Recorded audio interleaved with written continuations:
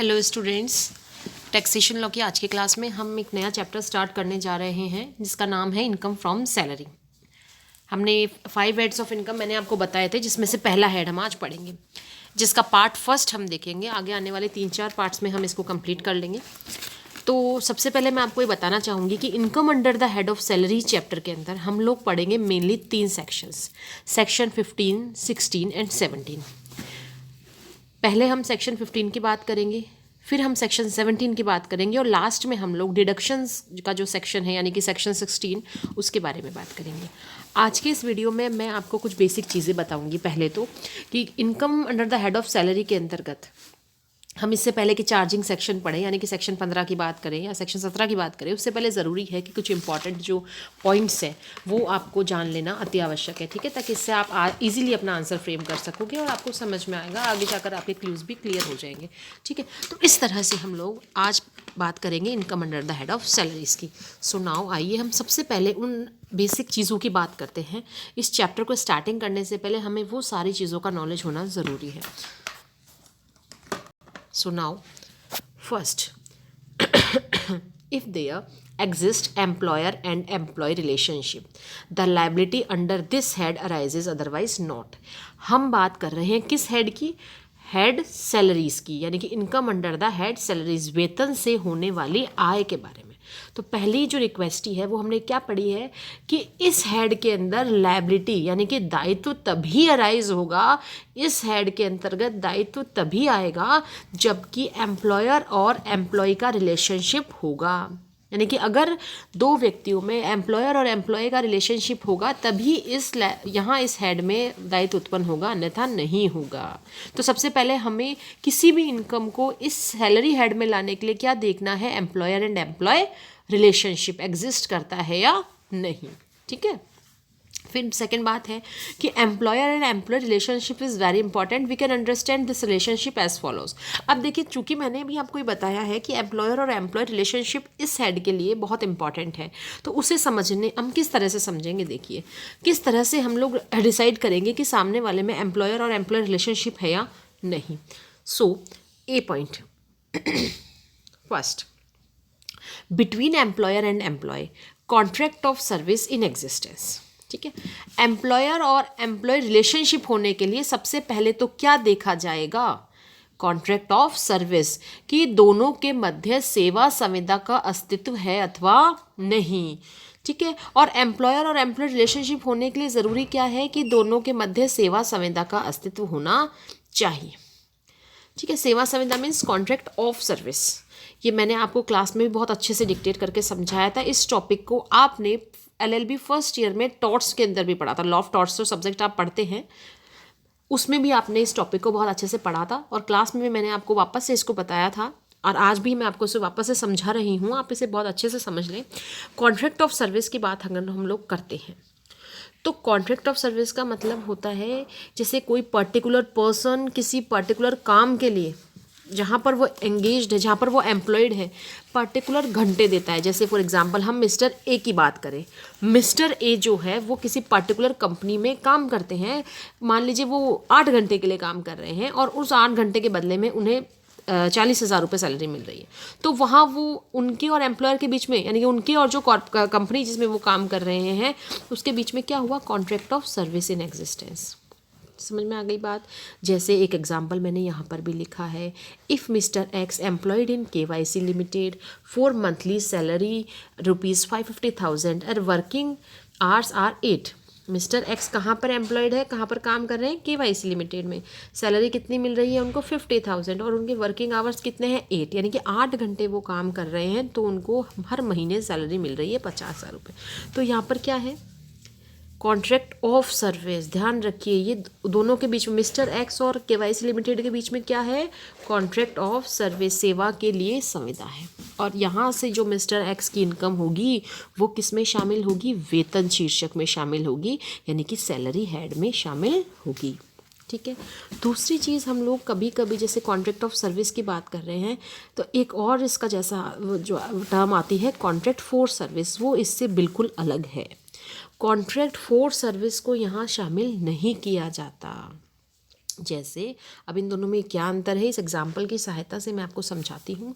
जैसे mister Y works in many firms, mister Y जो है अनेकों फर्मों में काम करते हैं, जैसे ABC लिमिटेड, XYZ लिमिटेड, ठीक है, WEV लिमिटेड, है ना। और क्या करते हैं, मेड फ्लैट्स ऑन साइट्स पर क्या करते हैं, उन कंपनियों के लिए फ्लैट्स बनाते हैं, ठीक है।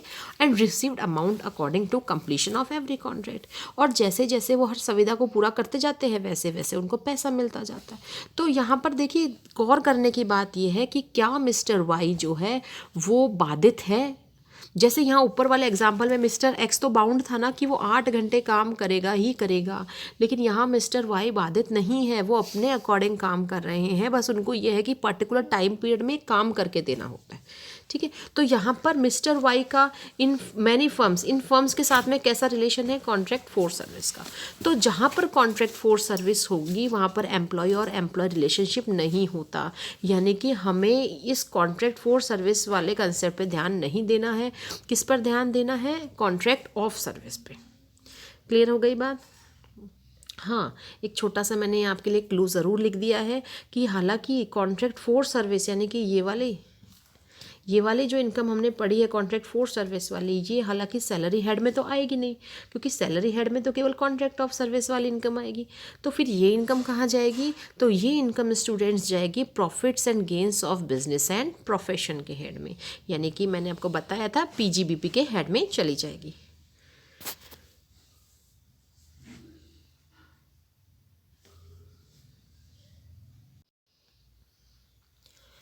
सेकंड पॉइंट पे हम बात कर रहे थे relationship of master and servant.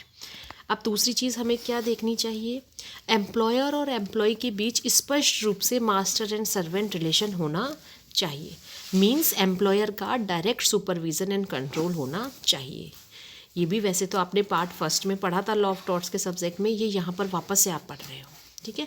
तो यह क्लियर भी है कि दोनों में यानी कि एम्प्लॉयर और एम्प्लॉय में रिलेशनशिप कैसा होना चाहिए, मास्टर एंड सर्वेंट का होना चाहिए, यानी कि जो एम्प्लॉय है वो एम्प्लॉयर के डायरेक्ट सुपरविजन और कंट्रोल में काम करे। जैसे पिछले उदाहरण में हमने देखा था ना, उस तरह से। तो मिस्टर एक्स जब काम कर रहा है ABC लिमिटेड में, तो वो उस डायरेक्ट कंट्रोल में है अपनी कंपनी के एम्प्लॉयर के, ठीक है। जबकि दूसरे उदाहरण में कॉन्ट्रैक्ट फॉर सर्विस में हमने क्या देखा था कि सामने वाला व्यक्ति जो अलग अलग फर्मों में काम कर रहा है वो डायरेक्ट कंट्रोल में नहीं है, वो अपने डिस्क्रिप्शन के अकॉर्डिंग अपने काम को यानी कि अपने जो भी उसका मेन जो होता है काम पूरा उसको कंप्लीट करता है, ठीक है। दूसरी बात हमें ये ध्यान रखनी है, relationship of master and servant भी होना चाहिए, यानी कि उन दोनों में सेवक और स्वामी का संबंध होना चाहिए, ठीक है, सेवक और मालिक का संबंध होना चाहिए, ठीक है। फिर हम बात करते हैं it should not be principal agent relationship. तीसरी रिक्वेस्ट ये है कि ये ध्यान रखना चाहिए कि मास्टर सर्वेंट रिलेशनशिप तो हो, लेकिन उनके बीच में प्रिंसिपल और एजेंट की रिलेशनशिप नहीं होनी चाहिए। Because when principal issues instructions and agent is free to carry out the instruction in his own manner.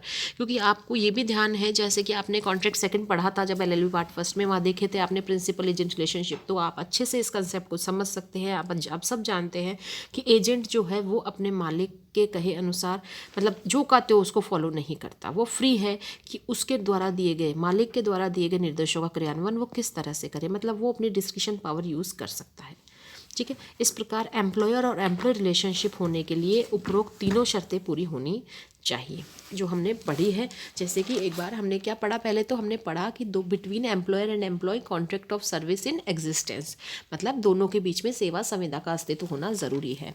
दूसरी रिक्वेस्ट ही हमने पढ़ी है कि दोनों के बीच में मास्टर सर्वेंट रिलेशनशिप होना ज़रूरी है।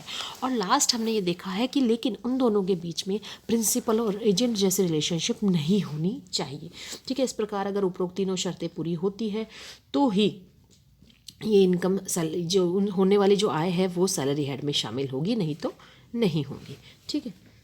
अब यहाँ पर मैंने कुछ आध एग्जांपल्स भी लिखे हैं इस टॉपिक को क्लियर करने के लिए। जैसे teachers income from as a paper setter और एज इन्विजिलेटर। देखिए अगर किसी टीचर की income as a paper setter के रूप में या फिर इन्विजिलेटर यानी कि पर्यवेक्षक के रूप में होती है, तो उसकी जो सैलरी होगी जो उससे जो इनकम होगी it is charge under income from other sources. तो वो इनकम कहाँ चार्ज होगी, अदर सोर्सेज में चार्ज होगी, ठीक है। न कि सैलरी हेड में। ये बात आप यहाँ समझ लें कि देखिए, अगर टीचर को सैलरी मिलती है तो वो सैलरी हेड में जाएगी, लेकिन अगर टीचर को पेपर सेटर होने के नाते या इन्विजिलेटर होने के नाते कोई इनकम प्राप्त होती है तो वहाँ का वो कहाँ चली जाएगी, इनकम फ्रॉम अदर सोर्सेज में। क्लियर। दूसरी चीज़ है कि सैलरी रिसीव्ड बाय MLAs और MPs। MLAs और MPs को जो सैलरी रिसीव्ड होती है वो कहाँ जाएगी, इनकम फ्रॉम अदर सोर्सेज में, वो भी OS में चली जाएगी।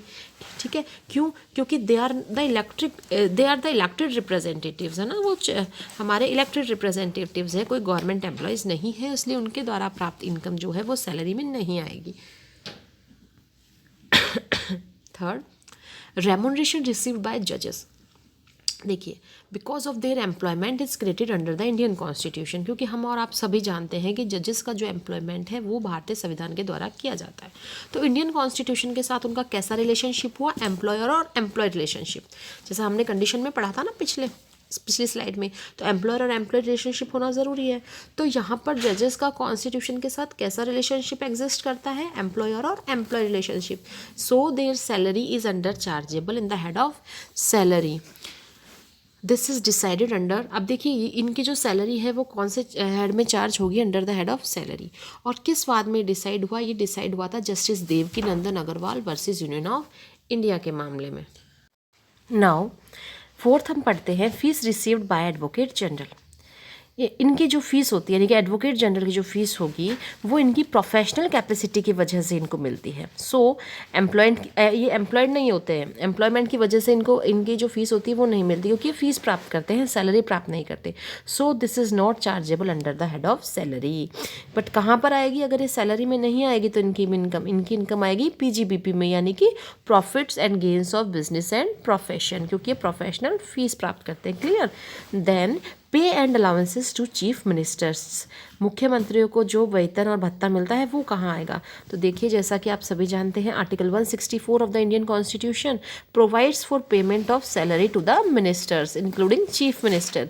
अनुच्छेद जो 164 है भारतीय संविधान का, वो किसके बारे में बात कर रहा है, वो बात कर रहा है मंत्रियों के सैलरी के वेतन के भुगतान के संबंध में, जिसमें कि मुख्यमंत्री भी शामिल है। इसका मतलब क्या हुआ कि इनका अपॉइंटमेंट या इनका एम्प्लॉयमेंट जो है वो कॉन्स्टिट्यूशन ऑफ इंडिया के अंडर है, इसलिए इनको जो भुगतान किए जाने वाला वेतन और भत्ते हैं वो सैलरी हेड में चार्ज होंगे। क्लियर। तो देखिए स्टूडेंट्स, इस तरह से हमने पहला इंट्रोडक्टरी पार्ट पढ़ा, जो सैलरी वाला चैप्टर पढ़ने से पहले हमारे लिए जानना बहुत ज़रूरी होता है। ये आपको समझ में आया। अब हम बात करेंगे सेक्शन वाइज। तो जैसा कि मैंने पहले आप लोगों से कहा था कि सैलरी के हेड में हम जो है वो 3 सेक्शंस पढ़ेंगे, 15, 16 एंड 17।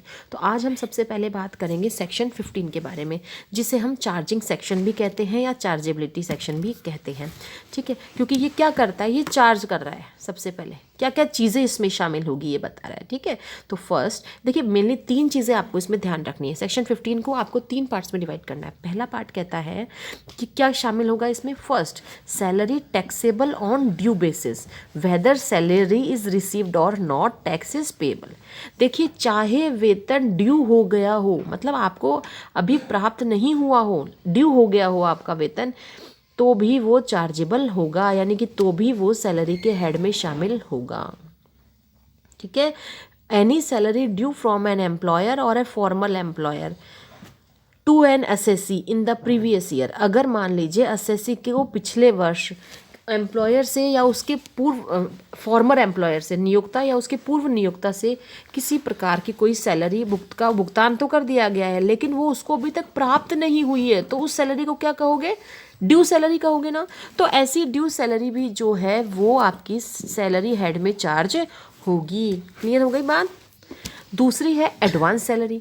तो क्या एडवांस सैलरी भी शामिल होगी? तो सेक्शन 15 का सेकंड पॉइंट कहता है एडवांस सैलरी भी इसमें शामिल होगी, पर किन बेसिस पे?